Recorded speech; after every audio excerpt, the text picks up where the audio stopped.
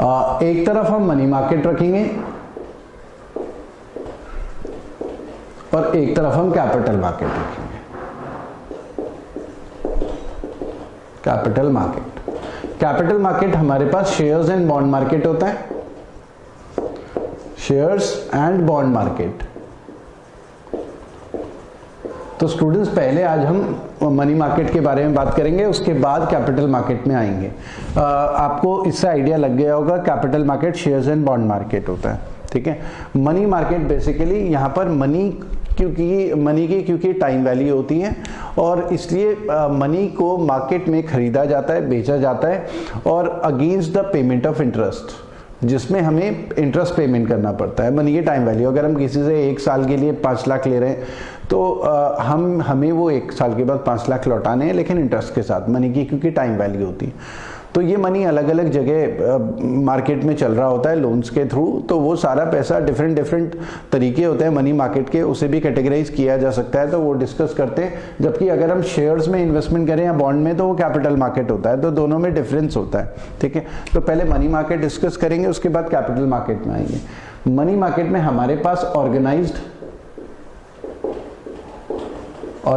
Money market है, unorganised money market है। Unorganised money market में बेसिकली मनी लेंडर्स, साहूकार लोग, money lenders, chit fund companies कुछ ऑर्गेनाइज्ड भी होती है, कुछ अनऑर्गेनाइज्ड भी होती है। दोनों में ऑर्गेनाइज्ड अनऑर्गेनाइज्ड का मतलब सिंपल ये है कि जिसको रेगुलेट नहीं कर रहा है कोई, अनऑर्गेनाइज्ड मनी मार्केट का मतलब उसके अलग ही रूल्स हैं, अपने ही सबने बनाए हुए हैं। जैसे मोहल्ला कमेटी होती है, जहां पर फैमिलीज क्या है 1000 रुपीज पर मंथ खुद से जमा कर रहे होते हैं। वहां पर इंटरेस्ट रेट जो भी मोहल्ला कमेटी चला रहा होता है वो अपने हिसाब से डिक्लेयर कर देता है, और कई बार वो ज्यादा इंटरेस्ट देता है, कई बार वो कम इंटरेस्ट देता है, कई बार फ्रॉड हो जाता है उसमें, बहुत सारे लोग कमेटी के पैसा लेकर भाग जाते हैं, तो वो अनऑर्गेनाइज्ड मनी मार्केट है। या जैसे मनी लेंडर्स, गांव के साहूकार होते हैं, गांव के लोगों को लोन देते हैं इंटरेस्ट पेमेंट के अगेंस्ट, उसमें कहीं पर 5% इंटरेस्ट होता है मंथली, कहीं पर 10% इंटरेस्ट मंथली, कहीं पर 3% इंटरेस्ट मंथली। तो उनके अपने ही रूल्स हैं जिसको कोई भी गवर्नमेंट बॉडी रेगुलेट नहीं कर रही है, तो वो अनऑर्गेनाइज्ड मनी मार्केट हो गया, जिसका कोई रेगुलेटर नहीं है, सब उसके अपने ही रूल्स चल रहे हैं, तो वो अनऑर्गेनाइज्ड मार्केट है।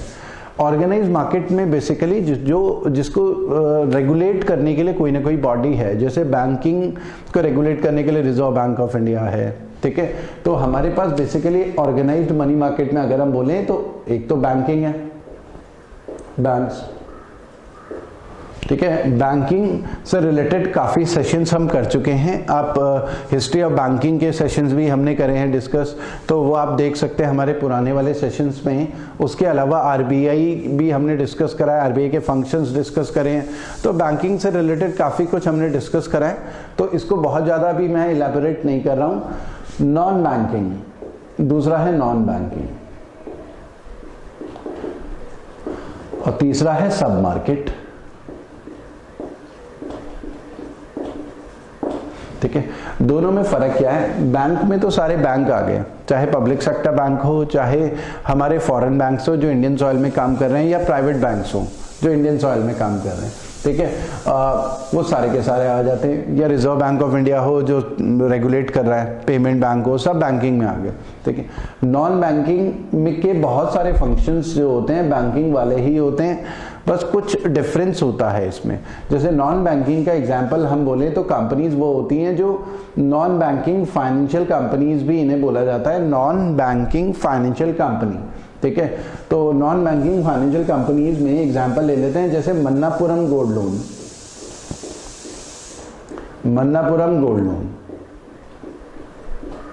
या DHFL फाइनेंस। मतलब हमारे पास एनबीएफसीज बहुत सारे फंक्शन बैंकिंग वाले कैसे कर रहे हैं, मतलब ये मन्नापुरम गोल्ड लोन भी गोल्ड लोन देता है और बैंक भी गोल्ड लोन देता है। DHFL फाइनेंस होम लोन देता है, बैंक भी होम लोन देता है। तो मतलब बेसिकली ये भी लोन दे रहे हैं, बैंक भी लोन दे रहे हैं। तो ये एनबीएफसी के फंक्शंस बैंकिंग के ही होते हैं, बस डिफरेंस मेन ये रहता है कि बैंक में सेविंग अकाउंट, करंट अकाउंट खोल सकते हैं, जहां पर हमें चेकबुक मिलती है, एटीएम कार्ड वगैरह मिलता है। यहाँ पर हम अपने सेविंग अकाउंट, करंट अकाउंट नहीं खोल सकते, यहाँ से लोन वगैरह हम प्रोवाइड कर रहे हैं। मतलब बेसिकली ये सेविंग अकाउंट, करंट अकाउंट्स के थ्रू पब्लिक से डिपॉजिट्स एक्सेप्ट नहीं कर सकते एनबीएफसी। एग्जाम्पल आपने सुना ही होगा, Manappuram gold loan, DHFL finance या बजाज फाइनेंस, ठीक है, ये सब एनबीएफसीज हैं, नॉन बैंकिंग फाइनेंशियल कंपनीज हैं। एनबीएफसी भी अलग अलग कैटेगरी में डिवाइड होती हैं। एसेट फाइनेंस कंपनी होती है, ठीक है, उसके अलावा और भी डिफरेंट कंपनीज होती हैं जो इंडस्ट्रीज को लोन वगैरह प्रोवाइड करती हैं। तो डिफरेंट टाइप की एनबीएफसीज होती हैं, ठीक है। तो अभी तो हम थोड़ा बेसिक ये पूरा ओवरऑल डिस्कस कर रहे हैं ताकि ये थोड़ा सारी चीजें कवर हो जाए, ठीक है। तो बैंकिंग का तो हमने काफी क्लासेस, पुराने वाले सेशंस आप देख सकते हैं, काफी कुछ डिस्कस करा है। एनबीएफसी भी थोड़ा बहुत डिस्कस करा है। सब मार्केट कई बार एग्जाम में आया, सब मार्केट से रिलेटेड भी। तो ऑर्गेनाइज सब मार्केट में हमारे पास एक तो है call money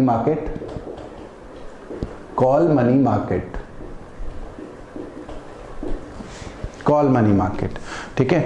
call money market में क्या होता है? कॉल मनी मार्केट का मतलब है शॉर्ट टर्म मनी मार्केट होता है, जिसमें 14 डेज या 14 डेज से कम का लोन कंपनीज एक दूसरे से ले रही हैं या बैंक भी एक दूसरे से ले सकते हैं, ठीक है। तो वो कॉल मनी मार्केट होता है। तो अप टू 14 डेज लोन होता है, up to 14 days loan market, up to 14 days loan market,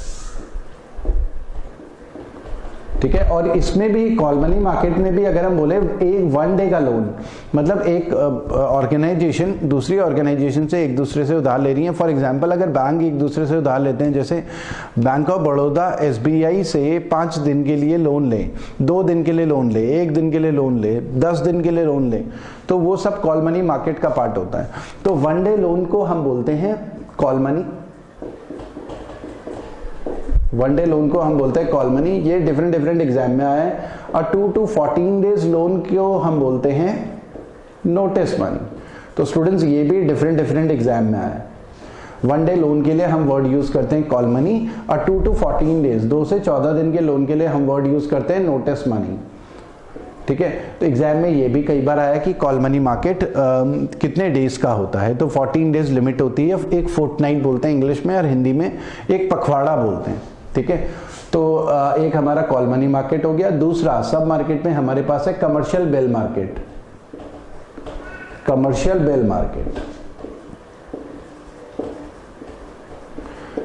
bill market क्या होता है स्टूडेंट्स?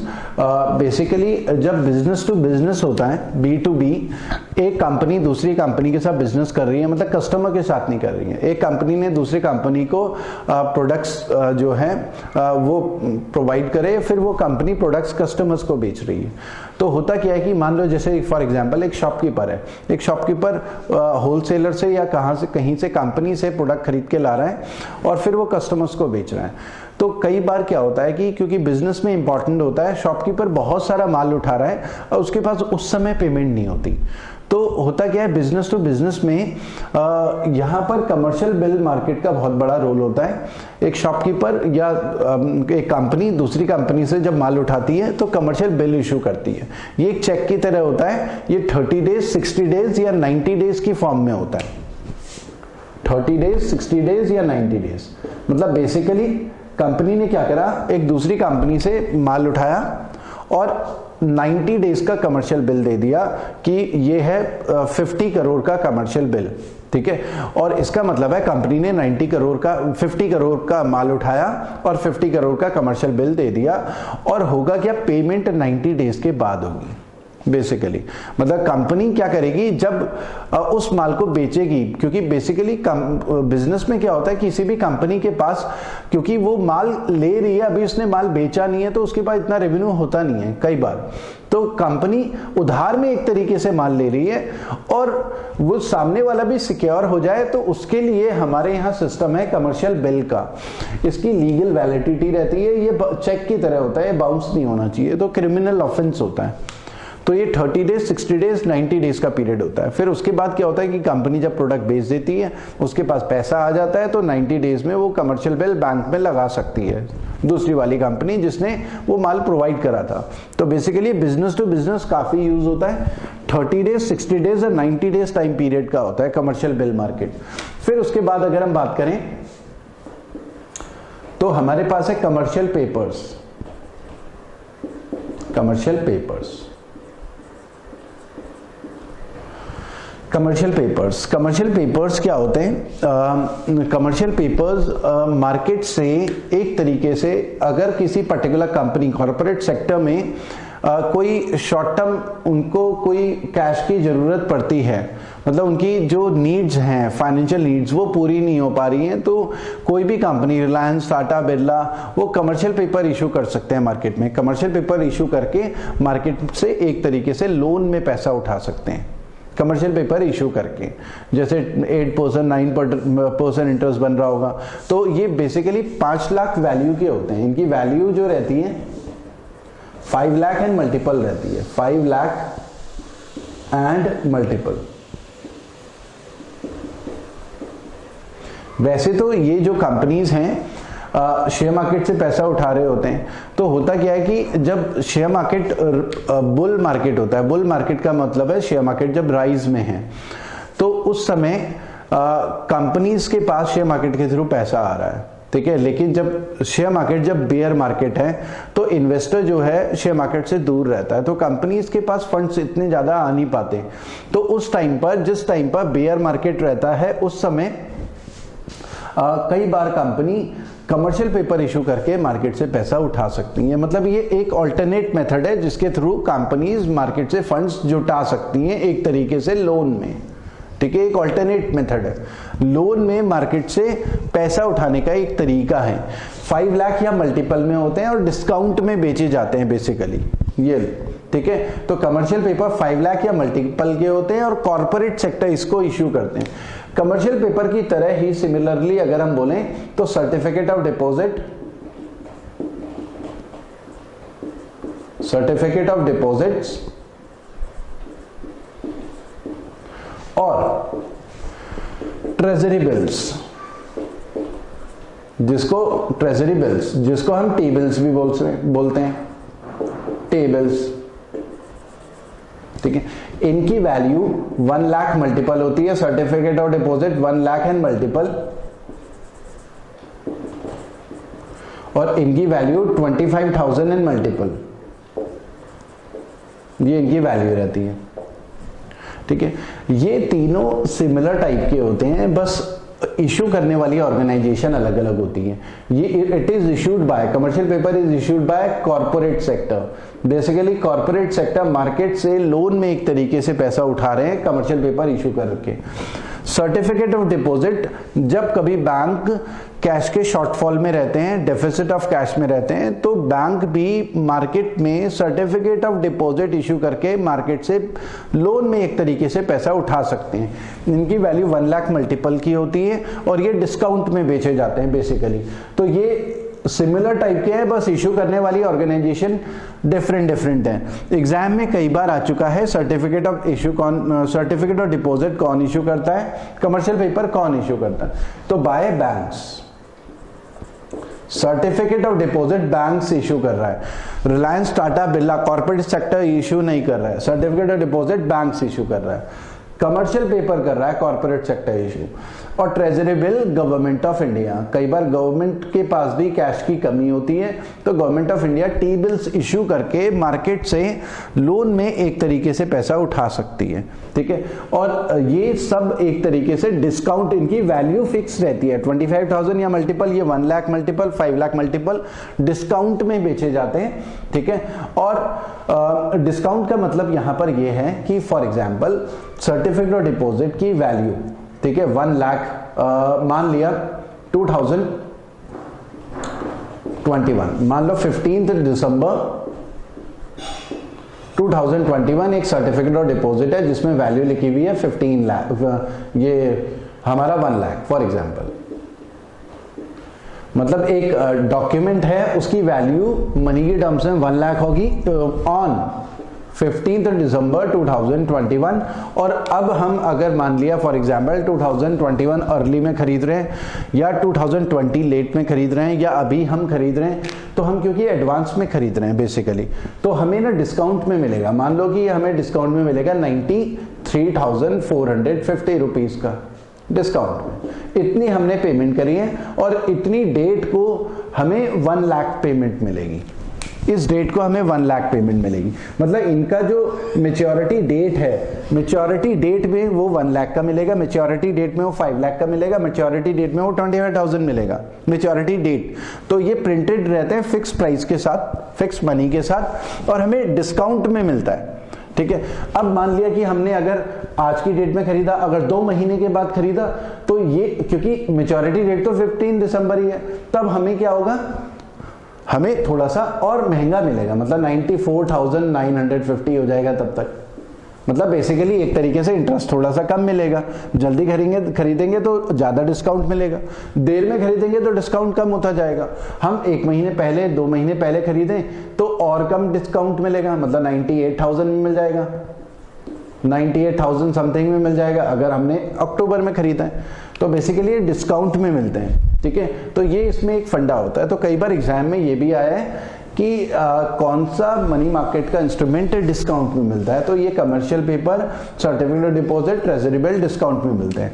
तीनों में देखो डिफरेंस सिंपल है, ये कॉर्पोरेट सेक्टर इशू करता है, ये बैंक्स इशू करते हैं, ये government of India treasury bill या टी बिल इशू करता है। 25,000 इसकी मनी वैल्यू रहती है और इनका सबका time period less than 1 year रहता है, maximum 1 year, less than 1 year या अप टू 1 ईयर। ठीक है, लेस देन 1 ईयर और अप टू 1 ईयर,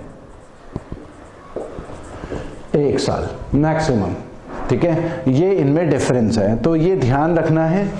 इशू करने वाली ऑर्गेनाइजेशंस कौन कौन हैं, इनकी वैल्यू भी कई बार एग्जाम में आई है और इनका टाइम पीरियड भी कई बार एग्जाम में आया है। ठीक है, ये सब मनी मार्केट का पार्ट होता है। और एग्जाम में ये भी आया है कि दिए हुए ऑप्शंस में से कौन सा मनी मार्केट का पार्ट है और कौन सा कैपिटल मार्केट, इस तरीके से आया हुआ है। तो देखिए हमारे पास कैपिटल मार्केट तो अलग ही है, ये कैपिटल मार्केट का पार्ट नहीं है, सारे के सारे मनी मार्केट का पार्ट है। तो हमें ऑप्शन में दिया होगा मनी मार्केट में क्या नहीं आता, ये सब ऑप्शन में दिए होंगे और साथ में उसमें शेयर्स या बॉन्ड भी लिखा होगा। तो शेयर्स और बॉन्ड मनी मार्केट का पार्ट नहीं है, वो कैपिटल मार्केट का पार्ट है। ठीक है, तो ये ध्यान रखना है। तो ये एक इंपॉर्टेंट फीचर है मनी मार्केट का। ठीक है, ऑर्गेनाइज्ड मार्केट में हमने डिस्कस कर ही लिया है कि मनी लेंडर, चिट फंड या निधि कंपनीज होती हैं, निधि कंपनीज। ठीक है, और या कमेटीज होती है, मोहल्ला कमेटीज, सब अनऑर्गेनाइज्ड। चिट फंड या निधि कंपनीज ये केरला या तमिलनाडु में सबसे ज्यादा है, केरला और तमिलनाडु में। चिट फंड और निधि कंपनीज में ये ऑर्गेनाइज्ड भी है, अनऑर्गेनाइज्ड भी है। चिट फंड और निधि कंपनीज में डिफरेंस ये है कि चिट फंड में मेंबर जो रहते हैं, मेंबर्स कुछ ना कुछ कंट्रीब्यूट कर रहे होते हैं और वो जो फंड्स इकट्ठा होते हैं वो ग्रुप के बाहर भी सर्कुलेट होता है, ग्रुप के बाहर भी इन्वेस्टमेंट हो रहा है। जबकि निधि कंपनीज में जो मेंबर्स हैं, जो भी पैसा वो कंट्रीब्यूट कर रहे हैं ग्रुप में, तो वो रिस्ट्रिक्टेड टू ग्रुप होता है, तो वो पैसा केवल ग्रुप्स के लोग ही लोन ले सकते हैं। तो ग्रुप के लोग ही पैसा उधार ले रहे हैं, ग्रुप के लोग ही कंट्रीब्यूट कर रहे हैं। निधि कंपनीज में ऐसा होता है, जबकि चिट फंड कंपनीज में ग्रुप के बाहर भी एक्टिविटीज होती हैं। ये दोनों में डिफरेंस होता है। ठीक है, तो स्टूडेंट्स ये हमने डिस्कस करा था और इसको हम और आगे वाले सेशंस में डिटेल में डिस्कस करेंगे। और कैपिटल मार्केट में भी थोड़ा सा बता देता हूँ, कैपिटल मार्केट भी हम आगे पूरा सेशन होगा जिसको हम डिटेल में डिस्कस करने वाले हैं। कैपिटल मार्केट भी प्राइमरी और सेकेंडरी मार्केट में डिवाइड होता है, प्राइमरी, सेकेंडरी। प्राइमरी का मतलब है न्यू इश्यूज, जब हम बिल्कुल नए शेयर्स को कंपनी बेच रही होती है तो वो न्यू इश्यूज प्राइमरी मार्केट होता है। जैसे आईपीओ, इनिशियल पब्लिक ऑफरिंग है, ये सब हम आगे डिटेल में डिस्कस करेंगे।